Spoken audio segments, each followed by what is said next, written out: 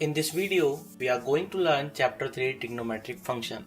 First of all, what is trigonometry?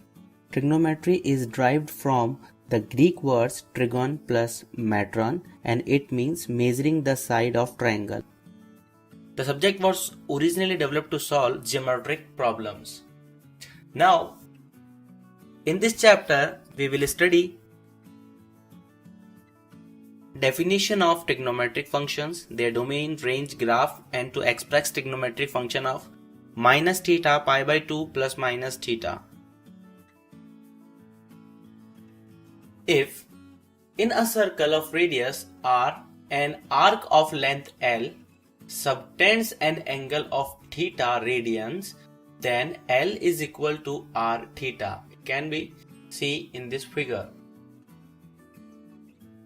The angle subtended and the center by an arc of length 1 unit is a unit circle of radius 1 unit is called 1 radian. Radian measure is equal to pi by 180 degree into degree measure. Now we have some formulas. Tan A plus minus B is equal to tan A plus minus tan B Upon 1 minus plus tan A tan B. Now we have some double angle formulas. Sin 2x is equal to 2 sin x cos x, or it can be written as in form of tan x, which is 2 tan x upon 1 plus tan square x.